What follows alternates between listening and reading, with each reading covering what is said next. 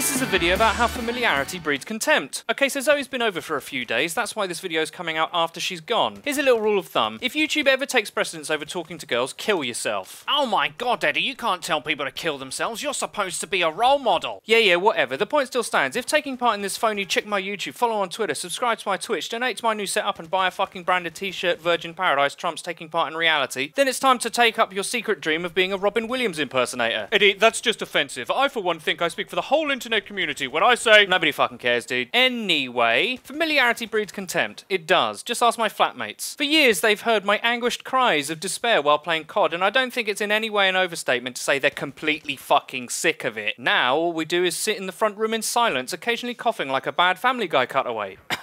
The problem is that when you know someone so intimately, I can tell who last went for a shit, such as my intimate knowledge of my flatmate's signature smells, that you begin to take for granted the things that made you friends in the first place. Take Jim, for example. A man of sharp and incisive mind and humour. I know this to be true, but because we have on and off shared a flat for 5 years, I can add specific details that might make anyone, to put it mildly, sick of his shit. For example, Jim works as a tree surgeon. For those of you who don't know, tree surgeons are for the most part complete bellends. A bunch of sleeve-having, sun-reading, no GCSE-having hardman wannabes. You fucking what, mate? You fucking heard me. I'll fucking smash you up, son. No, you won't. Your favourite t-shirt colour is pink and you moisturise. The only thing you're fucking up is our collective unconscious. Moving on. One of the byproducts of Jim working as a tree surgeon is much like any other person. It's very hard to leave work at the door. Because he deals with these fucktards all day, he can have a tendency to come home quite aggressive and about as reasonable as Al-Qaeda. You wouldn't know that if you hadn't lived with him, hence familiarity breeds contempt. To be fair, I'm no better. Because part of what I do is sit here and think of smart passive-aggressive things to say to my betters for your entertainment, I can at times believe that my friends are complete peasants who wouldn't know the difference between a jus and a sauce if Gordon Ramsay himself explained it to them in an episode of Suburban Shared Accommodation Nightmares. I'm also terrible at cleaning up after myself. It's not my fault. I always just assume one of those little people will do it for me. What are they called again? Oh yeah, flatmates. Later, fags!